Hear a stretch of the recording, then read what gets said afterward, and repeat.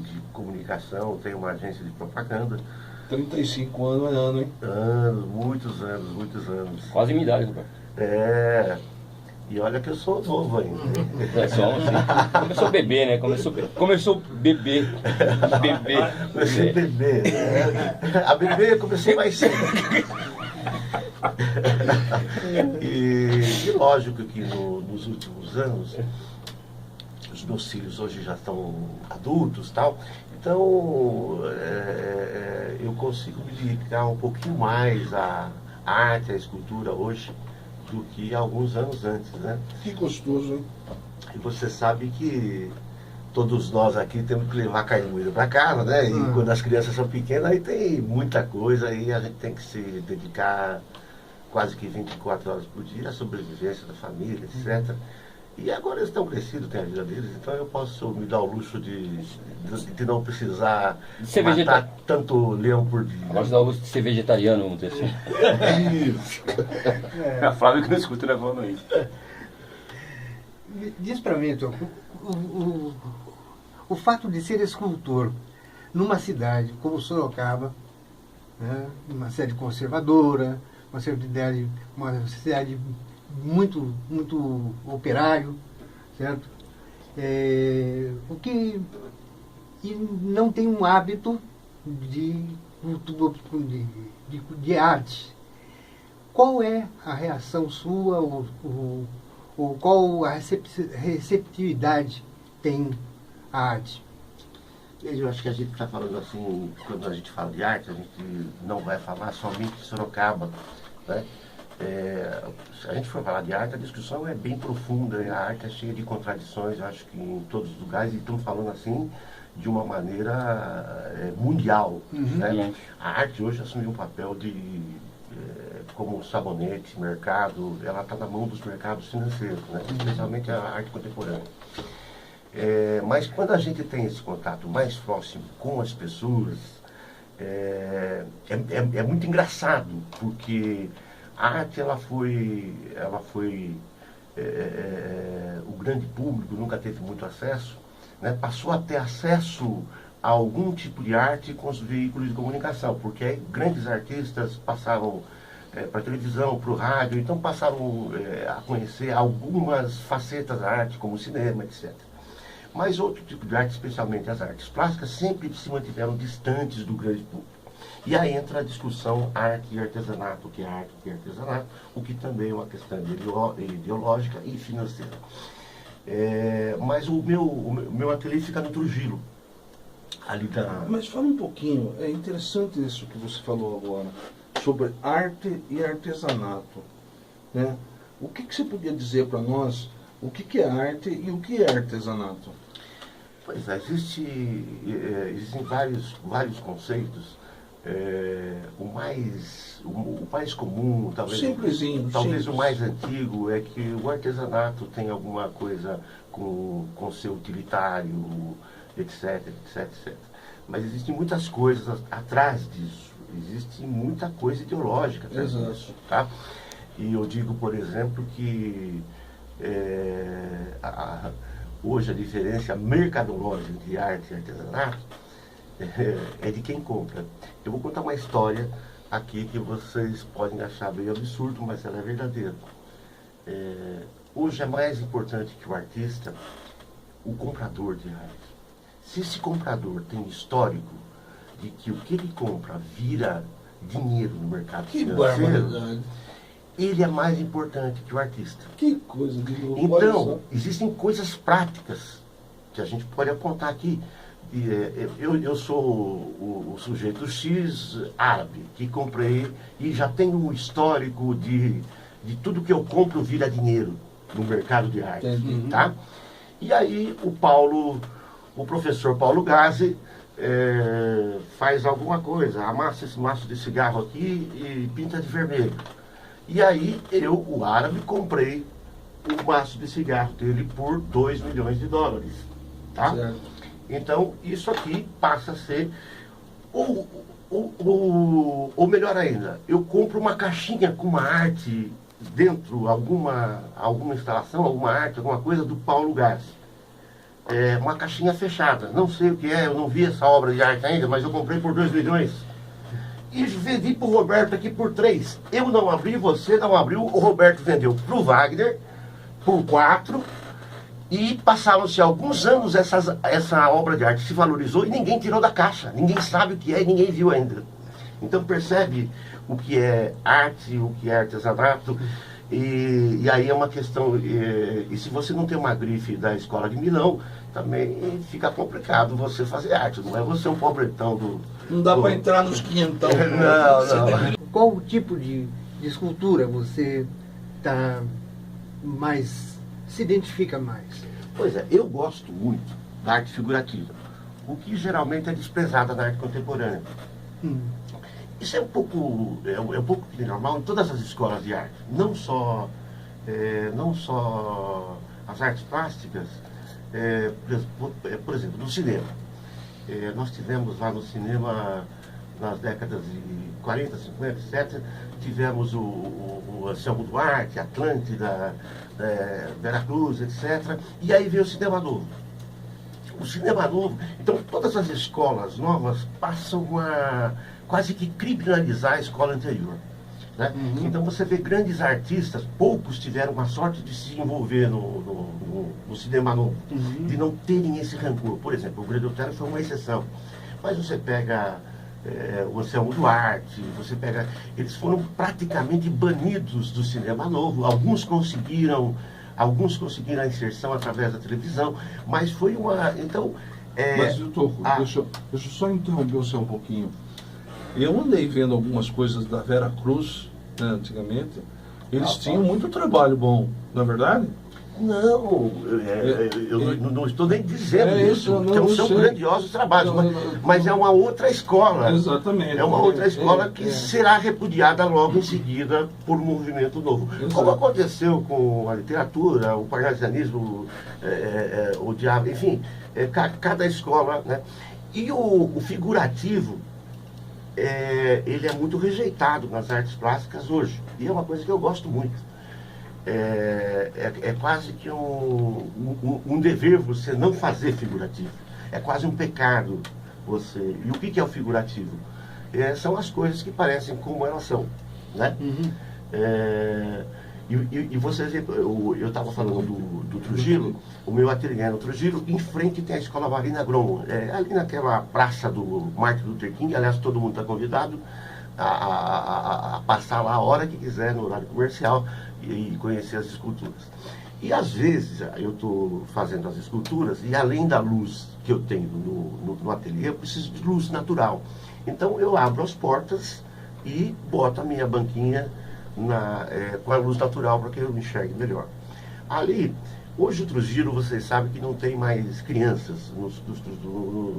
No Trujillo existem só avós e de vez em quando passa algum adolescente no final de semana. Então todas as crianças da Marina Gromo são da Vila Carvalho, são do Vila Barão, etc, etc. Então gente muito simples que não tem contato com arte através de museus, etc, etc. E aí vai chegando criança, vai chegando pai de criança, vai chegando...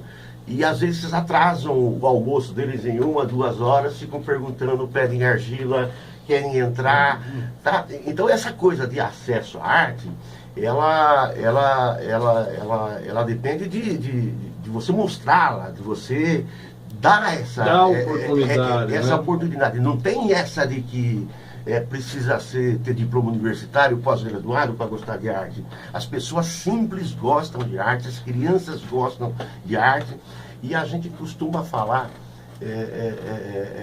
e cada vez mais a gente está vendo que essas relações estão sendo retiradas dos currículos básicos, né? A gente está falando de arte, a gente está falando de filosofia, sociologia, dizia o poeta, etc. Então, o samba não se aprende na escola, no colégio, né? Pois mas então essa tentativa da gente deixar aritmético a formação das crianças, das pessoas, ela é muito triste, porque é aí que se forma caráter, que se forma...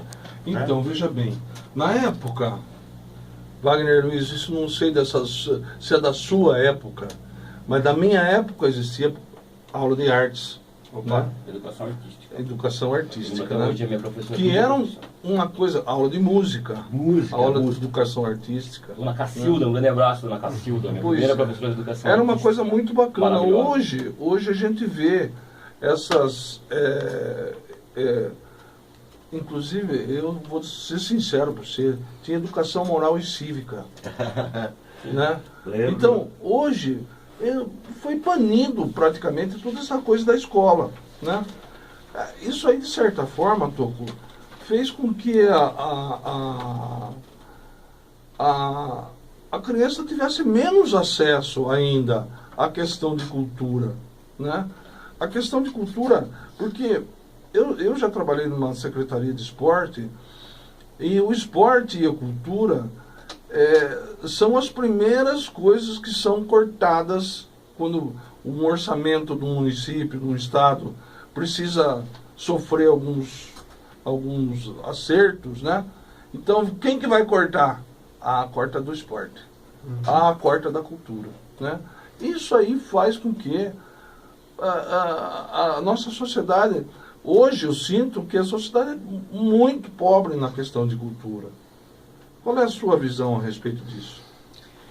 É realmente muito pobre, mas eu sempre digo, eu acho que falta a nós artistas a compreensão melhor de tudo, o estudo das coisas, porque as coisas não acontecem ao acaso, a gente não tropeça numa cultura descuidada, a gente não tropeça num esporte descuidado, isso faz parte do projeto. E esse projeto, sinto muito as pessoas dizerem que não tem a ver com arte. Hoje esse projeto tem nome, ele se chama um projeto neoliberal. Né? E que ele desbanca, ele transforma tudo em mercadoria, como eu estou falando da arte. É exatamente igual ao sabonete, maçã. Né? Exato. Existe um projeto, então a gente tem que coisificar pessoas para que elas tenham menos senso críticos, né? Isso é um projeto, shopping center, né? Eu tiro meu filho do condomínio, levo de helicóptero para o shopping center. Se ele quer fazer sexo, ele liga, seguramente da minha casa com muros do condomínio, liga para o Disque Sexo. E é uma sociedade isolada, com poucos privilegiados. Tá certo. Vamos para uma questão um pouco mais polêmica, mais contundente. Mais polêmica? Polêmica e contundente. Alessandro. Porque quando na minha época, Wagner Luiz, certo? Só a sua época. Eu Roberto. fiz parte de alguns grupos de teatro e tal, a gente costumava fazer alguns tipos de movimentação independente de apoio ou não de poder público, coisa dessa natureza. E hoje eu vejo assim, esses dias eu estava vendo uma reportagem do pessoal da China, né? O pessoal a população se apoderando dos lugares públicos, né? Para realizar certas atividades e tal, não sei o quê. De certa forma, uma coisa que eu tenho visto que tá sendo muito bacana, e não sei se você já foi, é na Feira do Beco do Inferno. A Feira do Beco, ela está trazendo isso que eu estou colocando para você aqui, né? O movimento do artista, independente do poder público, tomando a sua parte e fazendo a sua parte na sociedade, né? Então, eu quero a sua opinião a respeito. Sim, eu acho que tem essa fantasia de que o artista é especial e muitos deles, a grande maioria, são egocentristas. Exatamente, é isso que eu falo. É verdade. Mas essa também é uma posição elitista, né? Porque, na verdade, as pessoas podem desenvolver arte, devem desenvolver arte, né? E quando a gente fala arte, aí a gente confunde um pouco, eu estou falando de arte, mas quando a gente vai para a cultura, a coisa fica mais complicada ainda. Fica pior, com certeza. Porque cultura é uma outra coisa. Cultura, ela faz parte de tudo, do jeito que eu estou movimentando a minha mão nesse momento, quando eu falo, no almoço que você vai fazer, que eu sei que você é bom cozinheiro na sua casa, tem uma história atrás, tem uma história de cultura nessa comida que você vai fazer. Não tem dúvida. Né? A cultura, ela é transversal, ela passa pela comida. A Dona Maria aqui do nosso lado, que veio do Paraná, e sabe fazer um mexido diferente, isso é cultura e deve ser privilegiado. Isso é cultura. Não é arte, mas é cultura. Ela passa pela construção civil, porque quando você constrói uma casa no Paraná com madeira, você está construindo de um jeito diferente daqui, que são as construtoras com concreto, etc. Isso faz parte da cultura. E quando você vê uma lá da China, por exemplo, como eu vi uma exposição lá no AMB, a casa é feita sem um prego. De bambu, tem coisas maravilhosas. Só no encaixe, velho. O Vietnã, da Colômbia, com bambu. Só no encaixe. Isso faz parte. Então, o que tem a ver com a construção civil, com cultura? Tem tudo a ver. A cultura passa por esse microfone que você está na mão, passa pelo jeito que você faz um orçamento participativo ou não. Vai pela cultura da paz. Nós somos um povo de paz. Nós somos um povo, apesar da violência nas ruas, pela falta de... Mas nosso povo é pacífico, isso é cultura de paz, isso é cultura e deve ser privilegiada, e deve ser ensinada e retransmitida. Né? A cultura passa por todos os setores de um governo, seja municipal, estadual, federal, etc. Interessante. Vamos mudar um pouquinho o rumo dessa prosa. Pode perguntar, Paulo, que mudar o rumo dessa prosa um pouco. Pegando agora a cultura propriamente. Nós estamos há dias do novo prefeito. Tá? O que aconteceu nos 3 anos que nós temos com a atual secretária da Cultura? Ela, uma moça operosa e tal, e conseguiu estabelecer um patamar. Ela coisificou a cultura, mas tem que... E eu tenho acompanhado a miúde, ela conseguiu fazer um banco de dados de todos aqueles que fazem cultura na cidade.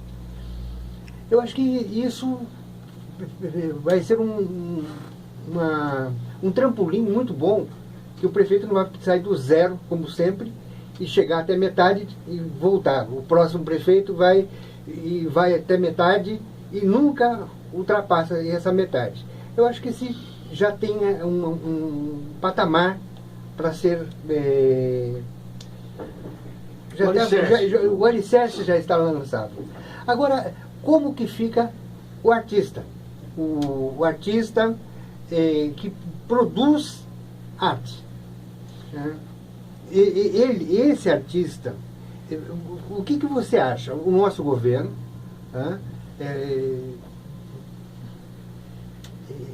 ele tem tudo nas mãos para agir, mas falta orçamento. O que você acha? Qual a sua impressão o que vai acontecer conosco em termos de arte?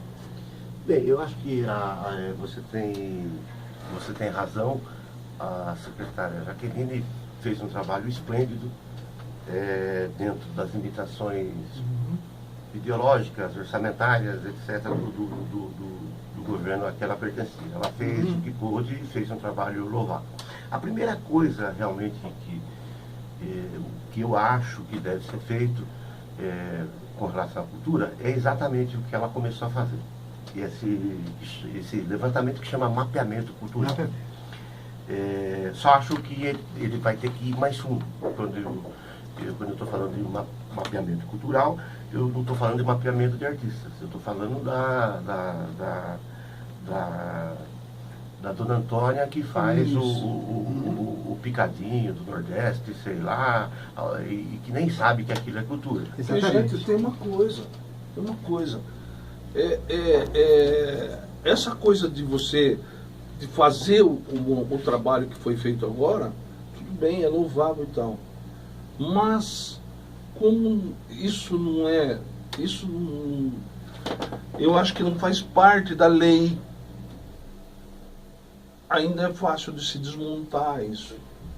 Eu acho que se alguém amanhã assumir o governo e quiser desmontar isso, desmonta. Porque você já trabalhou 35 anos com como marqueteiro e tal, não sei o quê, você tem essa visão, você já deve, como eu, já vi um monte de gente desmontar projetos maravilhosos, né? Talvez se esse plano de cultura que foi elaborado pela Jaqueline agora, que com um monte de artista, com essa coisa legal, se isso não tiver bem estruturado, corre o risco de ser desmontado. Com certeza, eu concordo em número e grau.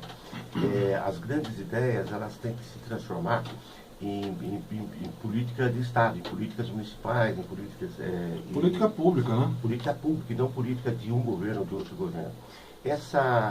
Por exemplo, cada vez que a gente não escreve, não vira lei, não bota no papel, a gente está sujeito às vontades dos amigos do rei de ocasião. Uhum. Para de público, vamos lá. Se eu não tenho escrito em algum lugar que eu posso ceder para isso, escrito, que tem que ter um retorno social, tal, eu empresto para a festinha de aniversário do Paulo, que é meu amigo, e não empresto para você, Roberto. Então, não existe o plano diretor, é isso que eu quero dizer. Uma cidade tem um plano diretor, entendeu? Esse plano da cultura devia ser, no meu entendimento, ter o mesmo valor jurídico do que o plano diretor. Sim, sem dúvida nenhuma. Isso tem que virar política de... tem que virar política pública efetiva. Política, né? Pública.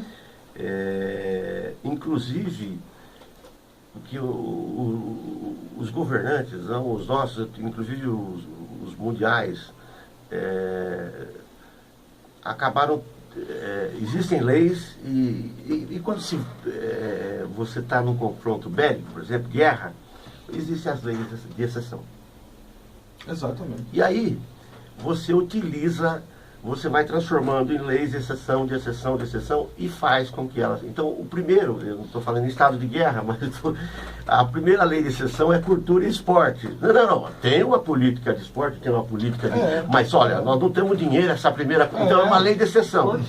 Se essa crise virar mais 20 anos, nós acabamos com... De repente, né? Olha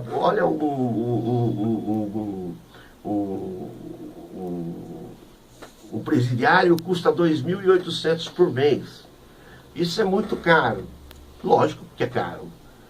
Mas também não dá para fuzilar todo mundo. Ou faz um plebiscito, instala a pena de morte e vamos matar todo mundo. Olha, não dá para, só porque custa caro, a gente matar preso. Exatamente. Não é? Então são leis de exceção. Você, com esse tempo todo de experiência e tal na área de marketing, você deve ter trabalhado e feito marketing político para várias pessoas, em várias épocas. Essa coisa desse tempo para cá mudou mais do que para água, para o vinho, né? Uma coisa assim, muito louca, né? E eu queria que você falasse um pouco dessa sua trajetória nessa área de marketing. Pois nesses 30 e tantos anos aí, eu trabalhei em várias áreas, trabalhei com comércio, com indústria, e nos últimos anos a gente se dedicou a fazer mais marketing político, projetos culturais, etc. Né? Mas o marketing político é um trabalho muito específico que exige muito. Bom, primeiro você tem que gostar, segundo que você tem que ser um estudioso, dedicado, você tem que estudar conjuntura, ler todos os jornais, ficar por dentro das questões locais, conhecer as pessoas locais, o que elas representam. O que elas pensam. Né? O que elas pensam, o que as instituições locais, porque o peso de uma igreja evangélica aqui é diferente do peso de uma igreja evangélica no Mato Grosso. O peso político do padre aqui é diferente, o peso do Rotary aqui é um, da maçonaria é outro, e assim por diante. Você tem que conhecer profundamente o local em que você vai trabalhar, E isso requer extrema dedicação. E não tem onde se forma a respeito disso. Pois é, a gente tem as bases. Como é que se forma a A respeito gente disso? tem as bases, mas Escola é a vida. É realmente muito suor, muita dedicação e não encarar somente como trabalho. Você respirar aquilo, gostar daquilo e ter algum compromisso com a transformação também. Diz uma coisa, e muito que a gente tem do marketing político é de que é uma coisa que milagre. Mágica. Mágica. E não é bem por aí. Você acaba de dizer que precisa muito trabalho, muita dedicação, tudo mais. Mas agora, por exemplo, quando você recebe um candidato, Sim. e você, na sua percepção, ele é ruim de todos os aspectos. O que faz um marqueteiro? Eu não sei, Milagre. eu não sei o que todo marqueteiro faz, né? O que Esse você aqui faz? Viu? Mas primeiro, O São Toco, vou apresentar o São Toco para você. mas se eu não tiver nenhuma crença nele, eu estou falando afinidade, primeiro eu não aceito esse trabalho. Primeiro, então, afinidade entre você e o candidato. Senão alguma afinidade em termos de propósito. Porque é um tipo de trabalho, não são todos os marqueteiros que são assim. Né? Mas Você é uma exceção, Toco. mas eu não vou fazer uma campanha para bandido. Porque eu sou cidadão antes de ser marqueteiro, eu sou cidadão. Lógico que eu preciso levar carne moída para casa, como eu já disse. A hipoteca, né? Mas agora, uma eleição, você tem vários propósitos. E o primeiro, vai ter que ser muito sincero com o candidato. Então, às vezes, você perde. Você pode perder se você entrar nela achando que perder naquele momento é um grande avanço para uma próxima eleição. Não é só quem ganha que é o vitorioso. Né? Você tem passos a serem alcançados. Por exemplo, em 2016, a gente está falando em 2018, já está falando em 2020, já está falando em... Né? Então, são passos. Então, dá-se a impressão de que só existe o sim e o não numa eleição. Não é bem assim. São uma carreira política, tem várias direções, tem vários passos, tem vários degraus. O que é importante é que você estabeleça isso já no início da campanha, para que você não engane o candidato e nem o candidato espere algo que seja impossível. Mas deixa eu entender aqui, meu querido. A função do marqueteiro não seria simplesmente dar luz, trazer à tona as ideias do político e não necessariamente do marqueteiro? Porque aí parece que o marqueteiro que está fazendo o projeto político do candidato. A ideia é do candidato, não é? Se ele chamar, por exemplo, eu fosse um marqueteiro, eu não manjo nada de marketing, não sei nada. Mas eu acredito que eu só iria dar luz, eu ia mostrar, trazer à tona as ideias. Não necessariamente as ideias seriam minhas. Como assim? Eu acho que isso é o principal, né? Mas existem várias maneiras de você passar uma ideia. Você pode passar uma ideia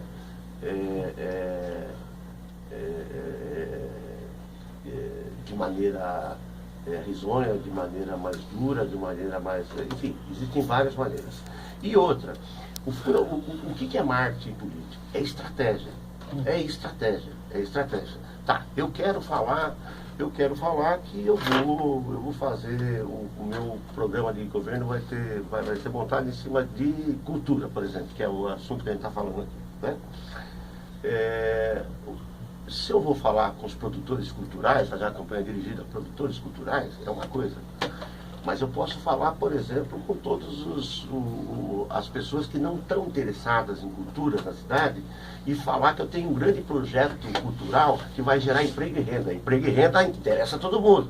Ou não, vou falar só com as entidades reunidas, organizadas, seja Rotary, seja maçonaria, comunidade de bairro, enfim. Vou fazer, são estratégias diferentes, em tempos diferentes. Se eu faço em vídeo, se eu faço em rádio, se eu faço... Enfim, são estratégias diferentes, tempos diferentes, que fazem toda a diferença no resultado final. Deixa eu perguntar uma coisa para você, Tom. Você, por acaso, faz parte de algum grupo de artista? Ou não? Você é um artista independente, sozinho? Olha, eu tenho um ótimo relacionamento com vários artistas, mas eu não um grupo estabelecido tal, não. Eu fui presidente do Conselho de Cultura já há alguns anos atrás. Então eu tenho um bom relacionamento com vários artistas, especialmente porque meu irmão também é músico, Sim. produtor cultural, escritor, historiador. Sim.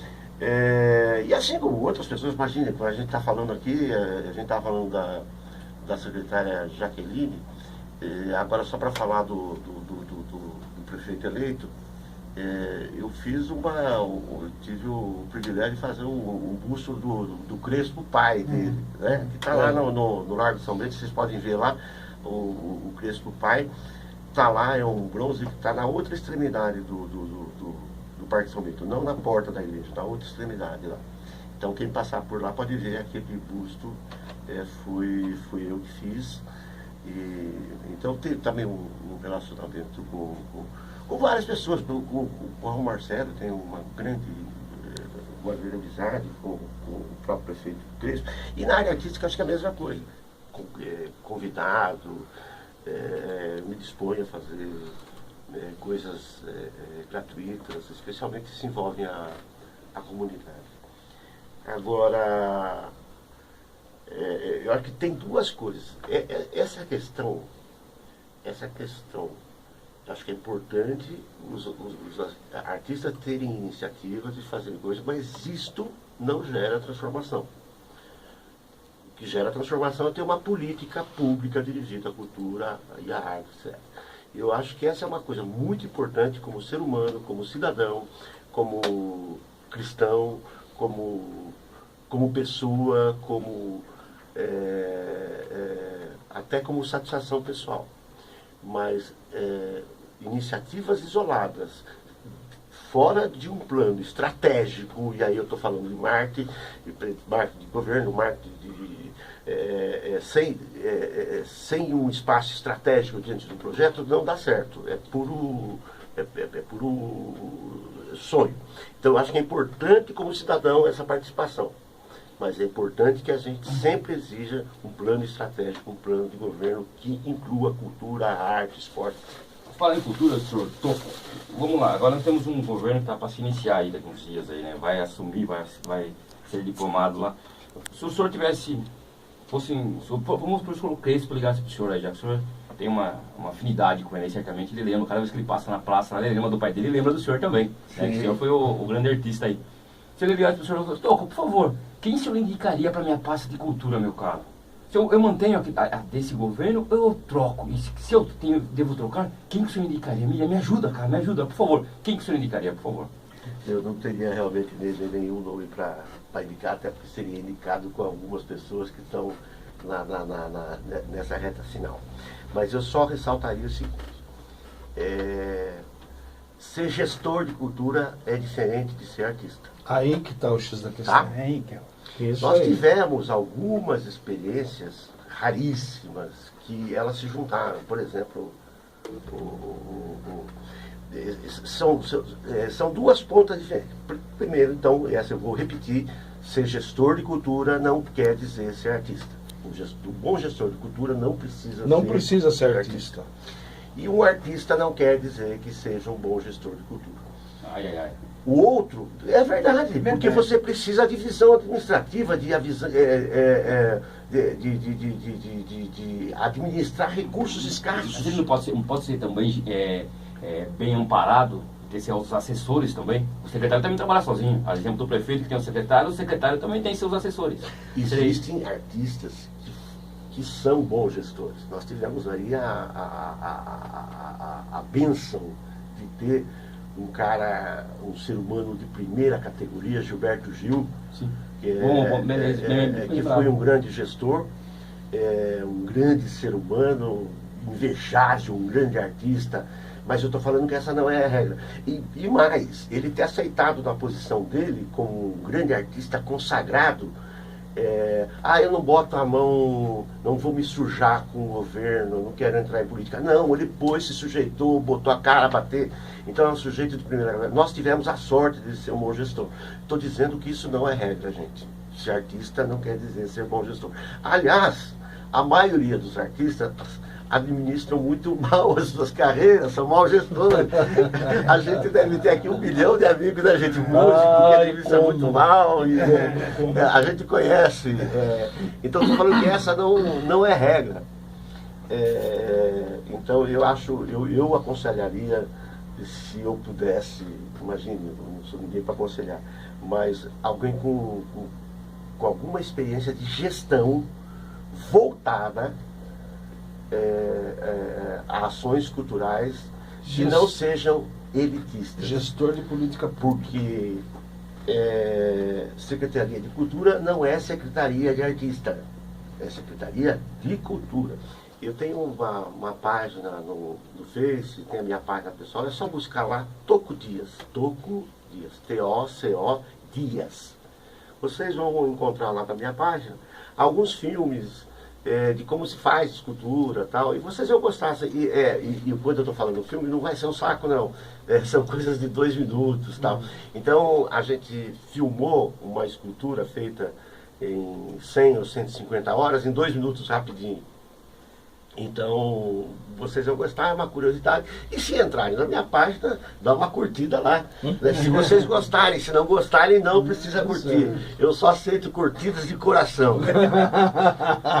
E um grande beijo aí. Esse é o cara, hein? Esse é o cara.